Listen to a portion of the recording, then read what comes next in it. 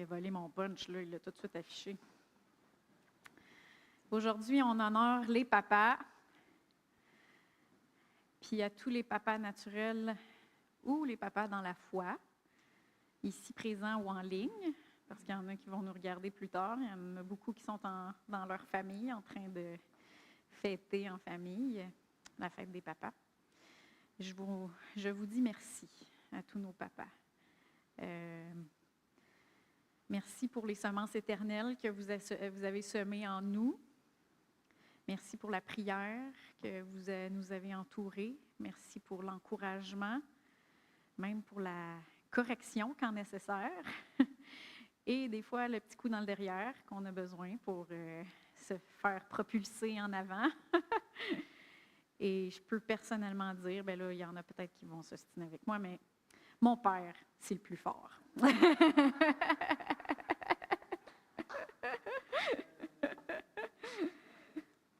Je suis juste un petit peu biaisée, mais bon. Mais le message que j'ai ce matin, que le Seigneur m'a mis à cœur pour ce matin, ça ne s'adresse pas juste aux pères. Donc, ce n'est pas un message typique, traditionnel de fête des pères. Ça s'adresse à tout le monde, moi inclus. Et que vous soyez un homme ou une femme, que vous ayez 75 ans ou 15 ans, que tu sois du type entrepreneur ou du type employé. On a plusieurs sortes on a toutes nos personnalités. Le titre du message, c'est « Tu as des followers ». Et là, tu peux le mettre, Étienne. Tu as des followers. Il y en a-tu qui savent qu'est-ce que c'est un follower sur les réseaux sociaux? Les plus jeunes. J'hésitais entre deux titres. J'hésitais entre quelqu'un te suit, mais je trouvais que ça faisait un peu stalker. Là, j'ai décidé de ne pas mettre ce titre-là. Tu as des followers. Plusieurs sont familiers avec le terme follower dans les réseaux sociaux. On peut dire j'ai tel ou tel ami sur Facebook, mettons, ou il y a tel ami qui me suivent sur Facebook, où j'ai tant d'abonnés sur ma chaîne YouTube, ou j'ai 1000 followers sur mon compte Instagram. En passant, ce n'est pas vrai du tout, je n'ai pas 1000 followers sur mon compte Instagram. Mais savais-tu que même si tu n'es pas du tout présent dans les réseaux sociaux, que tu as des followers? Tu as quelqu'un qui te suit. Quelqu'un te suit, pas d'une mauvaise manière, mais tu as une influence sur quelqu'un. Et l'apôtre Paul dit aux Corinthiens dans 1 Corinthiens 11:1, il dit « Soyez mes imitateurs comme je le suis moi-même de Christ. » Et l'apôtre Paul était très conscient de l'influence qu'il avait sur les autres. Et il prenait cette responsabilité très au sérieux. On a toute une sphère d'influence qui varie selon nos fonctions, qui varie selon l'autorité que Dieu nous a donnée, mais on a tous quelqu'un qui nous suit. On a tous une influence sur quelqu'un. Si je regarde Olivier et Émilie, je vois comment ils regardent certains ados avec admiration. Donc, même les ados, ils ont une influence. Ils ont des followers. Si je regarde les ados, je vois l'influence qu'ils ont entre eux. Je vois aussi dans le monde toute la pression des pères qu'ils peuvent vivre. Je vois aussi comment eux, ils regardent certains jeunes adultes avec admiration. Et même s'ils voudraient dire le contraire, leurs parents ils ont une influence sur eux aussi. Ils aimeraient ça croire que leurs parents n'ont pas d'influence sur eux, mais c'est pas vrai. Et en tant que parent, quelquefois, je vois comment mes enfants réagissent, puis je me vois. Des fois, c'est pas tout le temps bon. Des fois, on voit que, oups, j'ai ça à corriger. Parce qu'on se voit dans nos enfants, on voit comment est-ce qu'on les influence. Et ça ne s'arrête pas quand on devient adulte. Ça ne s'arrête pas quand on devient des adultes plus matures. Et même après la retraite, quand nos fonctions changent, ça peut être facile de penser que on n'a pas vraiment d'influence, on ne sert plus vraiment à quelque chose. Alors que l'influence qu'on a est encore plus grande. Est encore plus grande à cause de l'expérience qu'on a. Pensez à l'apôtre Jean, l'ancien. Hein? Il se dit comme l'ancien. L'apôtre Jean, c'est l'apôtre qui a vécu le plus longtemps. Et c'est le seul qui n'est pas mort en martyr. Il est mort de vieillesse. Même s'ils ont essayé de le faire mourir en martyr, mais lui, il ne voulait pas. Fait que ça n'a pas marché. La tradition et l'histoire dit même qu'ils l'ont plongé dans de l'huile chaude. Puis qu'il y avait tellement une révélation de qui était en Christ que lui, il savait que c'était pas comme ça qu'il fallait qu'il meure. Fait qu'il dit non, vous n'avez pas de puissance sur comment je vais mourir. Et qu'il n'est même pas mort comme ça.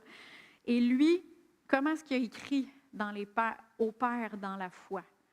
2 fois, il répète dans 1 Jean 2, 13, au verset 13 et au verset 14, il dit 2 fois, je vous écris, Père, parce que vous avez connu celui qui est dès le commencement.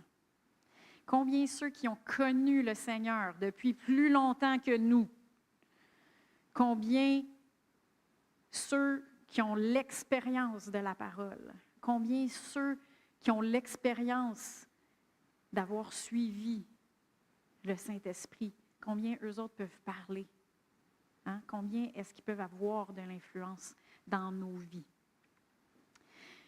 Vous savez, par contre, que dépendamment du type de personnalité qu'on a, ou dépendamment de l'étape de vie où est-ce qu'on est, c'est pas tout le monde qui a le même enthousiasme face à cette responsabilité qu'on a de l'influence. On a des followers. Il y a des gens qui ont une personnalité plus effacée, type de personnalité qui n'aime pas ça être vu. Puis ça, on va en reparler plus tantôt, mais tout en gardant notre personnalité, tout en restant dans ce que Dieu nous a demandé de faire. Même si on est un type de personnalité comme ça, on a quand même une sphère d'influence. Vous avez quand même des followers, malgré ça. Et on peut quand même exercer une bonne influence, même si on a ce type de personnalité-là.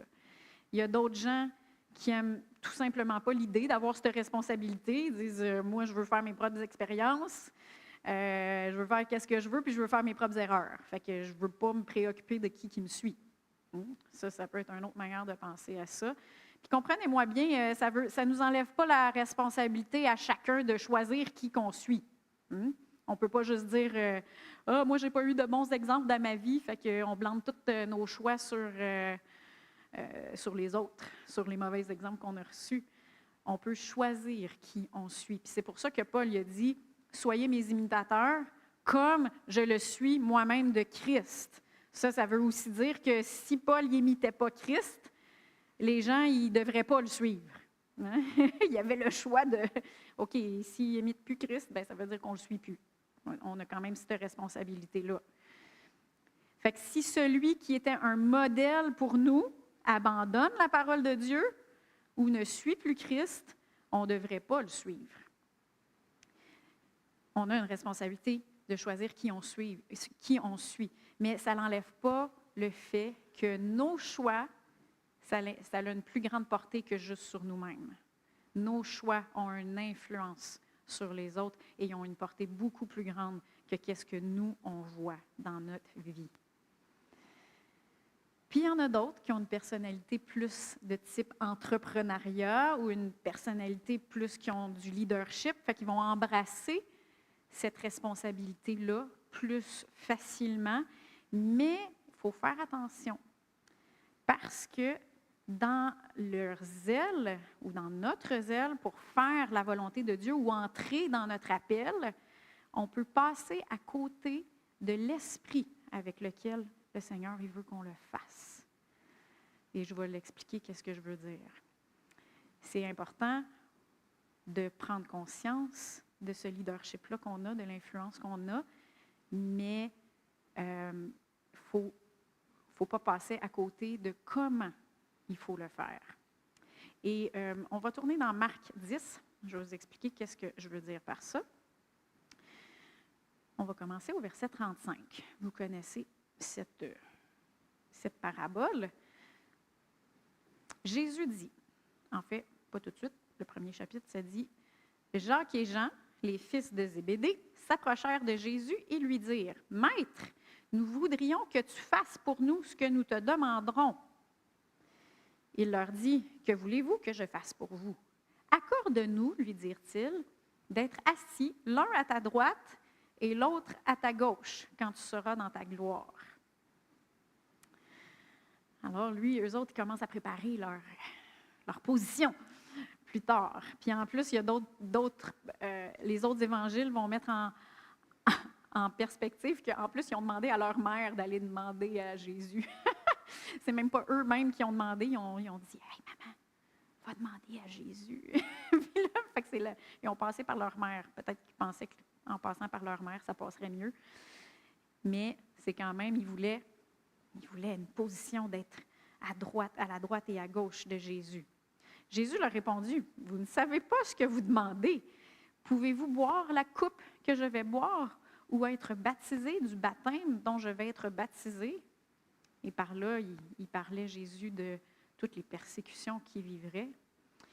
Et ils ont répondu, « Nous le pouvons, dirent-ils. » Jésus leur répondit, « Vous boirez en effet la coupe que je vais boire et vous serez baptisés du baptême dont je vais être baptisé.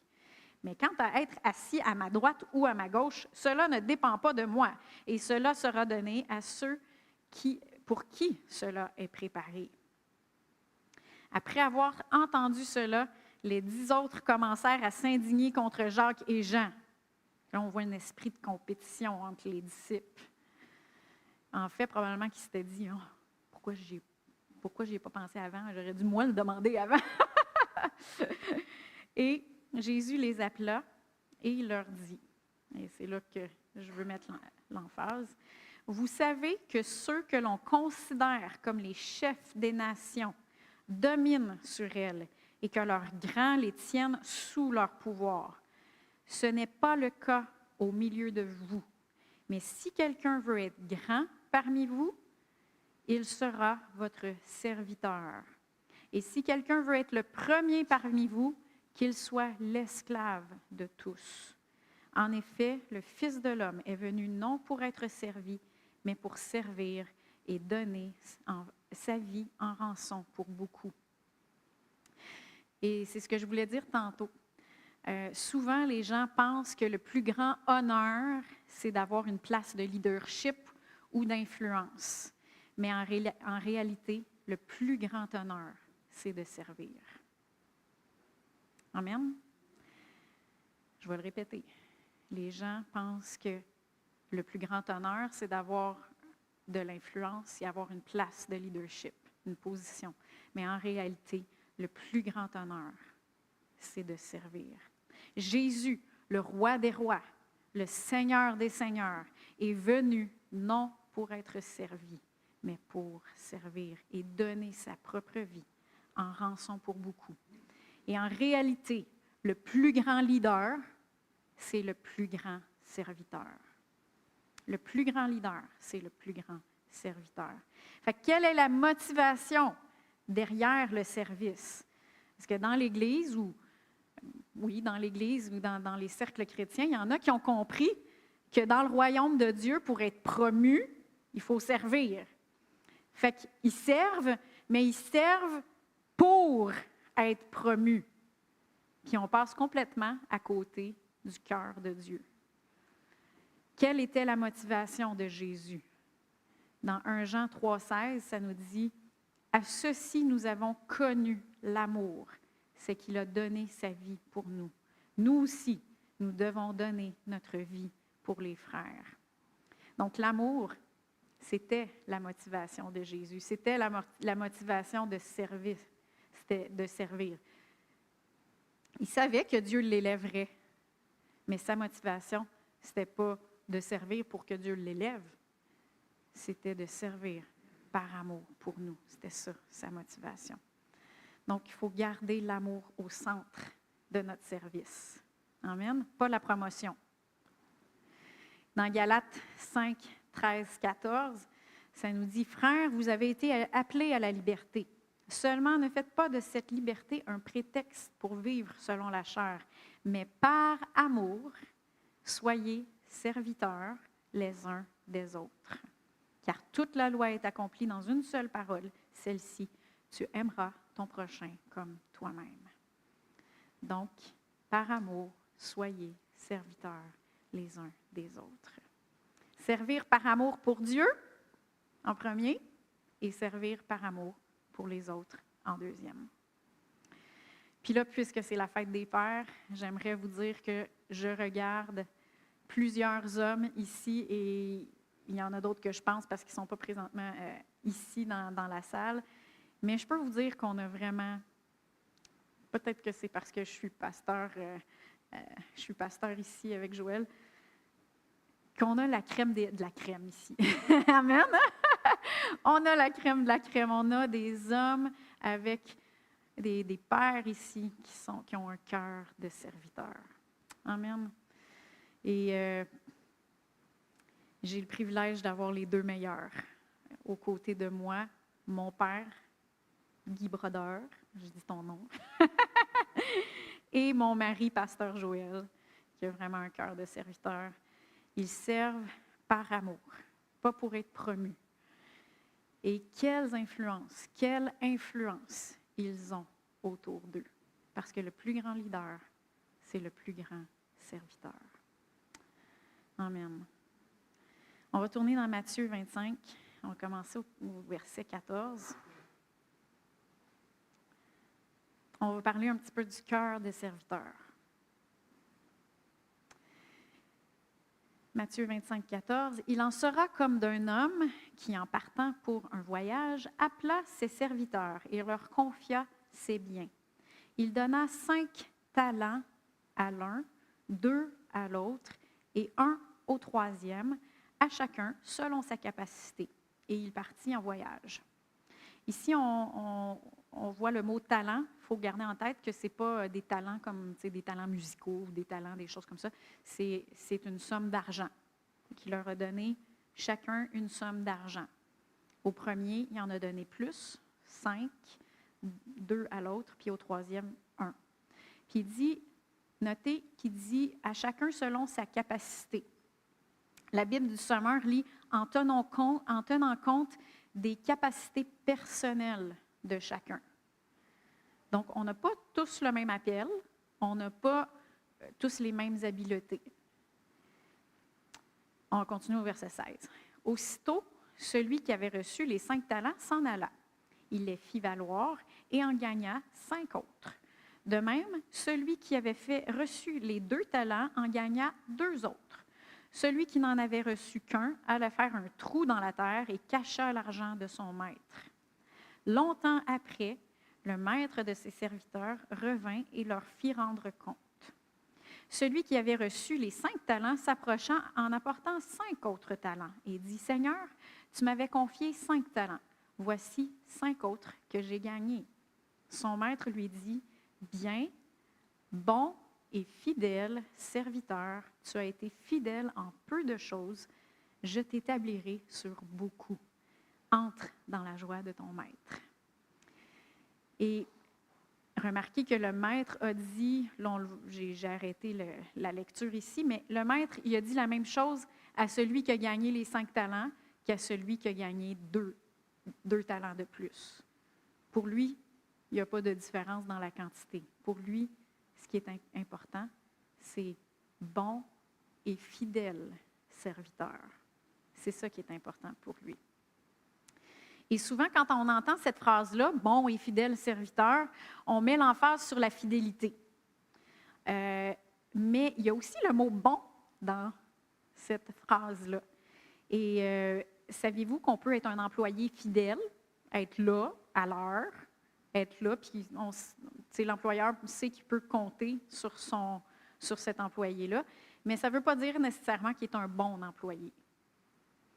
Et je vais faire la différence entre les deux, parce que souvent, quand on lit ce passage-là, on pense au mot « bon » comme étant le contraire de méchant. Mais ce n'est pas nécessairement ça que ça veut dire. Un bon, dans la traduction Nouvelle Version Second Révisé, quand le maître parle au serviteur qui a caché son talent dans la terre, il dit serviteur mauvais et paresseux. Donc, c'est pas, dans certaines traductions, il va dire méchant, mais il y en a d'autres, dans d'autres traductions, qui va dire mauvais. Donc, bon serait aussi le contraire de mauvais. Un bon employé, c'est pas juste quelqu'un qui est fiable, qui rentre à l'heure. C'est aussi quelqu'un qui est habile dans ce qu'il fait. C'est aussi quelqu'un qui va pas juste faire le strict minimum dans son travail. C'est quelqu'un qui va chercher à s'améliorer, chercher à s'améliorer dans la pratique, puis aussi dans la connaissance de son travail.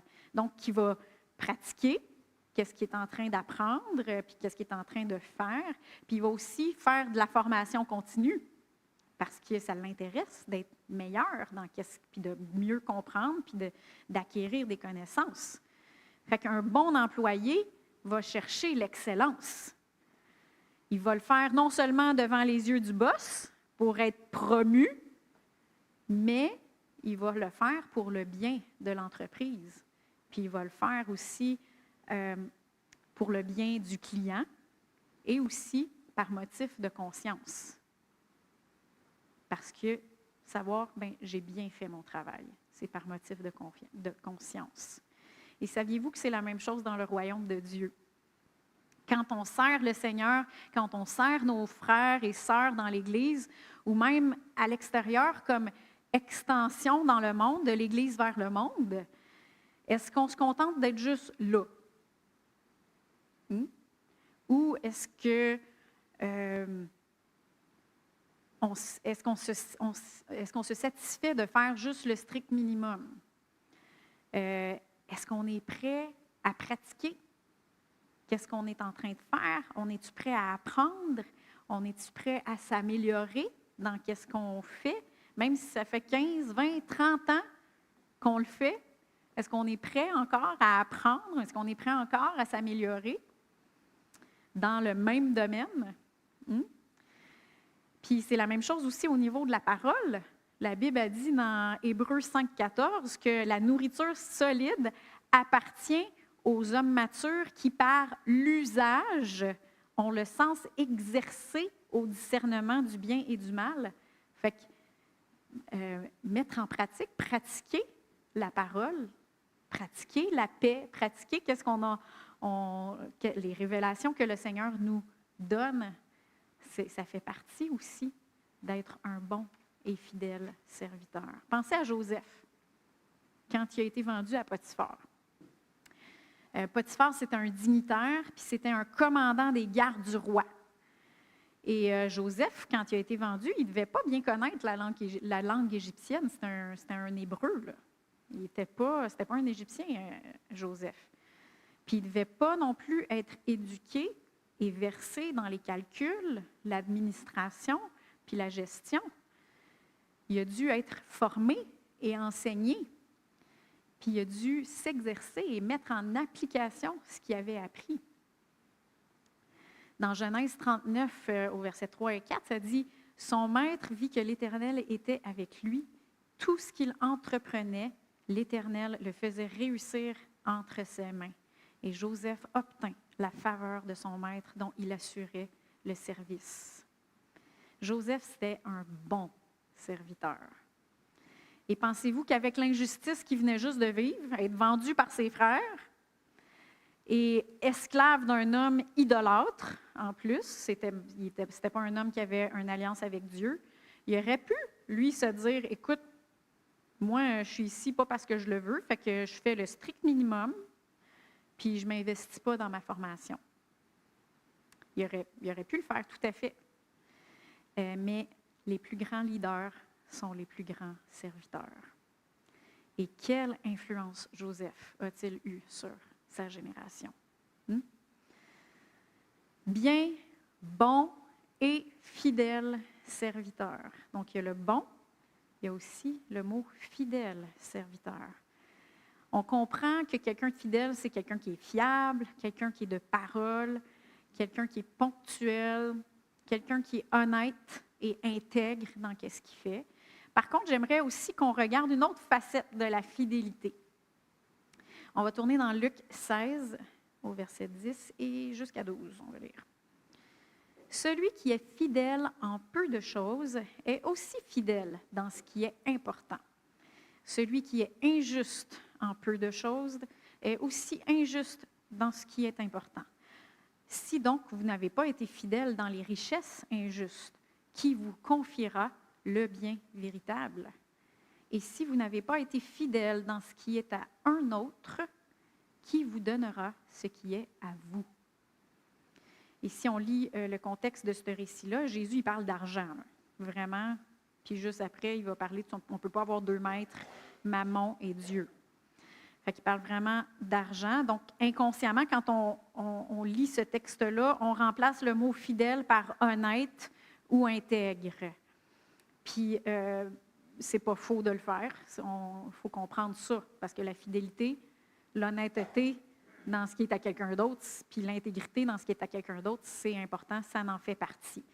Mais, puis en plus, je ne peux pas m'empêcher de dire, quand je lis ça, là, Jésus est en train d'enseigner sur la fidélité dans l'argent. Je ne peux pas m'empêcher de penser que Judas, il était assis là, parmi les disciples, puis qu'il entendait tout ça. Il recevait le même enseignement en même temps que les autres disciples. Pourtant, la parole n'a pas eu aucun effet dans sa vie, parce qu'il a laissé les mensonges de l'ennemi étouffer cette parole-là. Puis au lieu de se laisser corriger par la parole, il a justifié ses actions par des faux raisonnements. Oui, mais pour moi, ce n'est pas pareil. Mais le mot fidèle, ça a aussi une autre application dans ce texte-là. Et quand mettons qu'on parle de la reproduction d'un tableau, d'une peinture ou d'une photo, puis qu'on va dire « elle est fidèle à l'original ». Qu'est-ce qu'on veut dire dans le mot « fidèle »? On veut dire « est identique, est pareil ». Quand on dit aussi qu'un film est fidèle au livre, ça veut dire aussi que ça a suivi le même scénario. Être fidèle dans ce qui est dans quelque chose qui est à un autre, ça veut aussi dire faire les choses comme l'autre nous a instruit de le faire, dans ce qui lui appartient. Quand Dieu lui a montré à Moïse comment faire le temple, et avec tous ses rituels, Moïse il a été fidèle aux instructions du Seigneur. Puis non seulement Moïse, mais tout le peuple a été fidèle aussi aux instructions que Moïse a données au peuple. Puis si vous prenez le temps de lire ces instructions-là dans Nombre, Deutéronome, Exode et Lévitique, c'est précis comme instruction. C'est extrêmement précis. Paul a donné des instructions à Tite. Il a dit dans Tite 1,5, « Je t'ai laissé en Crète afin que tu mettes en ordre ce qui reste à régler et que selon mes instructions, tu établisses des anciens dans chaque ville. » Donc, il a donné des instructions à Tite. Et Tite, il a été fidèle aux instructions de Paul. Il a dit aussi, l'apôtre Paul a dit aussi aux Corinthiens, « Soyez mes imitateurs », ça c'est le verset du début que je vous ai donné, « Soyez mes imitateurs comme je le suis moi-même de Christ. » Tout de suite après, il dit, « Je vous loue de ce que vous vous souvenez de moi à tous égards et de ce que vous retenez mes instructions telles que je vous les ai transmises. » Donc, je vous dirais que ça, cette facette de la fidélité, c'est ce qui est le plus difficile dans notre monde occidental présentement. Être des fidèles serviteurs dans ce qui est à quelqu'un d'autre. Pourquoi? Il y en a plusieurs raisons, mais une des plus grandes raisons, je crois, c'est de croire que ma façon de faire, c'est la meilleure. Et après tout, on est dans un pays libre, puis on est tous égaux. C'est vrai qu'on est tous égaux. C'est vrai qu'en tant qu'être humain, on est tous égaux, mais on n'a pas tous la même fonction, on n'a pas tous la même autorité, on n'a pas tous la même onction, puis on n'a pas tous la même responsabilité. Et l'honneur et la soumission sont deux mots très mal compris dans notre société. Je comprends qu'il y a eu des abus et beaucoup de mauvaises applications de ces principes-là. Ça, c'est une autre raison, probablement, pourquoi que c'est si difficile d'être fidèle dans ce qui est à quelqu'un d'autre. Mais néanmoins, ce sont des mots bibliques. Hein? Ce ne sont pas des mots qui ne sont pas bibliques. Honneur et soumission. Et regardez l'esprit dans lequel le chrétien devrait opérer, qu'il soit leader ou non. Philippiens 2, versets 2 à 9. Rendez ma joie parfaite en vivant en plein accord. Ayez un même amour, un même cœur, une unité de pensée. Ne faites rien par esprit de rivalité ou par désir d'une gloire sans valeur, mais avec humilité, considérez les autres comme supérieurs à vous-même. Que chacun de vous, au lieu de regarder à ses propres intérêts, regarde aussi à ceux des autres. Que votre attitude soit identique à celle de Jésus-Christ. Lui qui est de condition divine, il n'a pas regardé son égalité avec Dieu comme un butin à préserver absolument. Ça, absolument, c'est moi qui l'ai rajouté. Mais il s'est dépouillé lui-même en prenant une condition de serviteur, en devenant semblable aux êtres humains, reconnu comme un simple homme. Il s'est humilié lui-même en faisant preuve d'obéissance jusqu'à la mort, même la mort sur la croix. C'est aussi pourquoi Dieu l'a élevé à la plus haute place et lui a donné le nom qui est au-dessus de tout nom. Des expressions comme tout le monde tire la couverte de son bord ou des expressions comme savoir tirer son épingle du jeu. C'est pas du tout dans l'esprit de ce qu'on vient de lire. C'est pas du tout dans cet esprit-là que le Seigneur voudrait que ça soit dans l'Église. C'est pas mauvais, je ne dis pas que c'est mauvais là, de poser des questions à ton leader, à ton parent, à ton gestionnaire ou à ton employeur pour mieux comprendre ou pour s'assurer que tous les points y ont été pris en considération. Ça, c'est très correct de pouvoir poser des questions comme ça. Puis c'est pas non plus mauvais de proposer des idées ou des solutions, surtout quand que le leader vous demande puis qui vous donne la place de le faire, hein, de donner les idées puis les solutions. Mais une fois que la vision et les consignes ont été données, continuez de le faire à ma manière, parce que ma manière donne des meilleurs résultats et que ma manière est plus efficace, c'est diamétralement opposé à ce qu'on vient de lire dans Philippiens. Suivons la consigne, puis suivre la consigne en chialant intérieurement, c'est pas mieux. Moi, je vais le faire, là, mais ma manière, c'est la mieux. Ma manière, c'était la meilleure. Pensez-vous que les artisans et le peuple qui travaillait avec Moïse et qui exécutait les plans du tabernacle que le Seigneur leur avait donné et ses objets, il aurait peut-être pu dire moi, je me sens brimé dans ma créativité. Hein? Parce que là, les instructions, c'est ben trop restreignant. Là. Il aurait pu dire là, Moïse, là, il me limite dans mon ministère. Il aurait pu le dire. Il aurait pu dire ça. Mais ce n'était pas ça leur cœur. Hein? Ce n'était pas ça leur cœur. Il y avait un cœur de serviteur, bon et fidèle. Bon, peut-être que vous dites que moi, j'en ai pas de problème avec la soumission.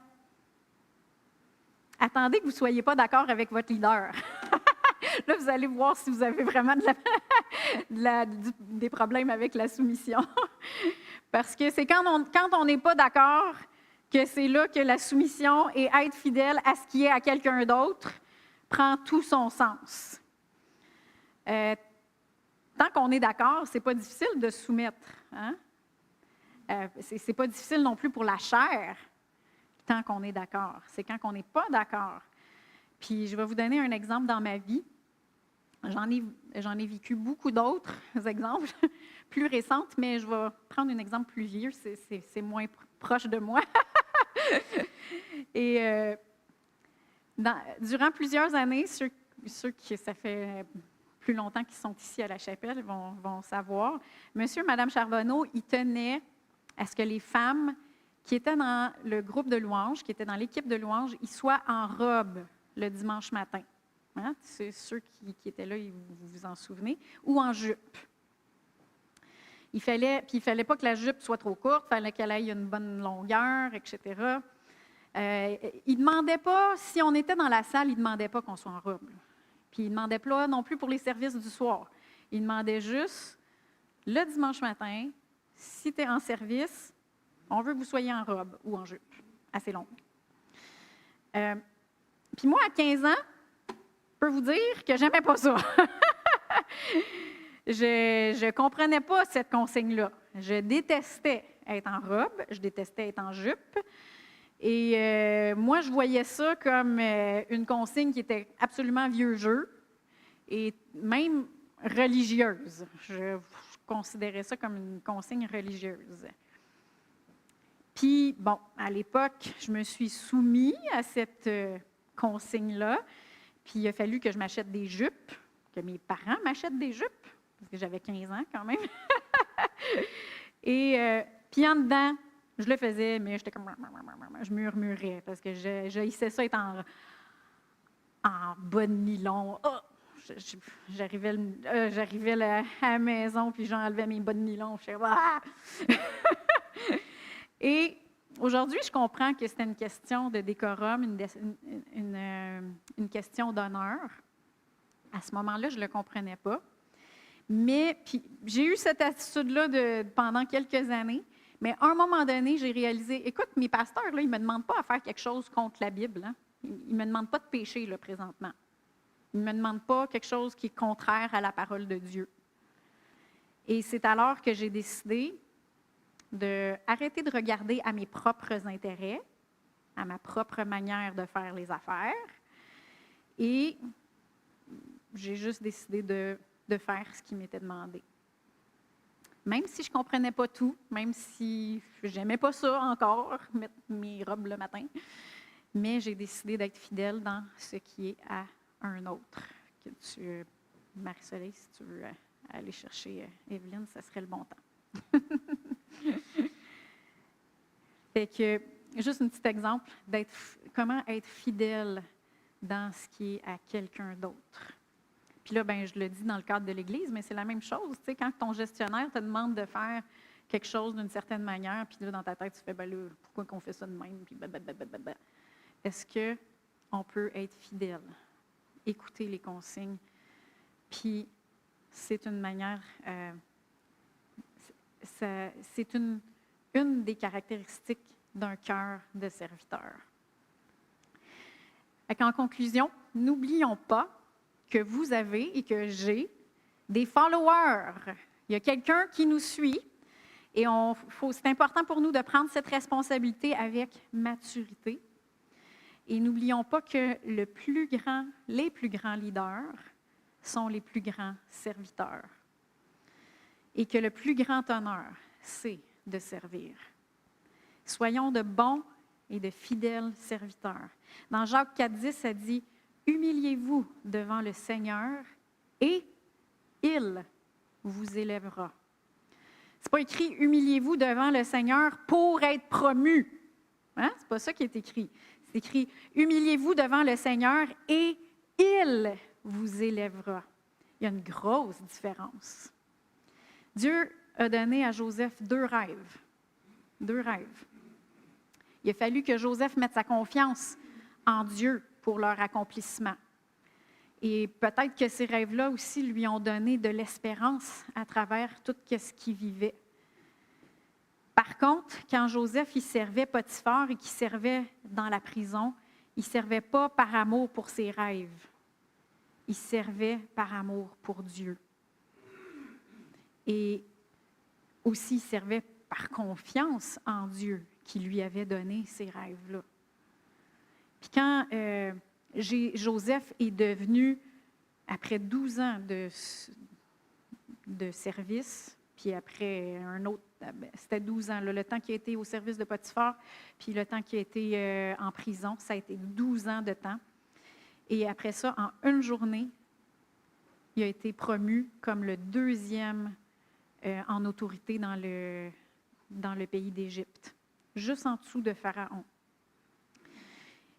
Puis quand tu as vu ses frères venir se prosterner devant lui, comme il avait vu dans son rêve que Dieu lui avait donné, pensez-vous que Joseph il a dit « Enfin, c'est pour ça que j'ai travaillé tout fort pendant toute ma vie. » Hein? Pensez-vous qu'il a dit ça? Non, mais oui, avec tout ce que j'ai vécu, il y a enfin le retour du balancier. C'est pas comme ça pendant tout. Moi, je suis sûre que Joseph, quand il a vu ses frères se prosterner, il était en admiration, il était en adoration devant Dieu. Puis il se disait, « Wow, Seigneur, il y a vraiment juste toi qui peux faire ça comme ça. Tu es magnifique en préscience. Il y a juste toi qui peux changer des situations comme ça. Merci pour ta grâce, merci pour ta miséricorde. » Et c'est pour ça qu'il a été capable de dire à ses frères beaucoup plus tard, dans Genèse 50, 20, il a dit, « Vous aviez formé le projet de me faire du mal, mais Dieu l'a transformé en bien pour accomplir ce qui arrive aujourd'hui et pour sauver la vie d'un peuple nombreux. » Peut-être que Dieu vous a donné un rêve, comme il a fait pour Joseph. Peut-être qu'il vous a donné un rêve. Mais gardons les bonnes motivations. Soyons de bons et fidèles serviteurs par amour pour Dieu et pour les autres. Peut-être que Dieu ne vous a pas donné un rêve particulier, puis que vous savez que vous êtes comme les artisans qui travaillaient avec Moïse. Soyons de bons et fidèles serviteurs aussi, capables de suivre les consignes, reconnaissants de ce que Dieu nous confie à nous, de la part qu'il nous confie, mais surtout, soyons conscients que peu importe notre fonction, peu importe notre visibilité, peu importe notre autorité, nous avons de l'influence sur quelqu'un. Tu as des followers. Et c'était ça que j'avais ce matin pour vous. On va courber notre tête. Seigneur, merci. Merci parce que Jésus a été le plus grand serviteur.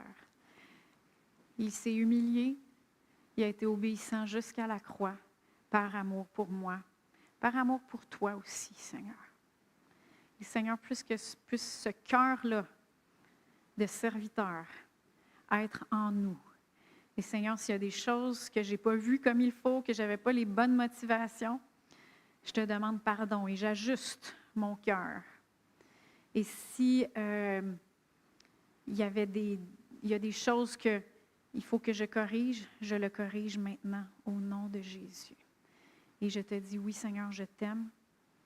Et je te remercie parce que oui, tu m'as donné une autorité dans la sphère d'autorité que tu m'as donnée. Et je prends cette influence-là, cette responsabilité avec maturité. J'en prends conscience et je veux bien l'administrer, Seigneur. Je te remercie, je te suis reconnaissant et je te demande ton aide dans tout ça, parce qu'on a besoin de toi, dans tout ce que tu nous donnes, parce qu'on ne peut pas rien faire sans toi. Dans le nom de Jésus, Amen. Amen.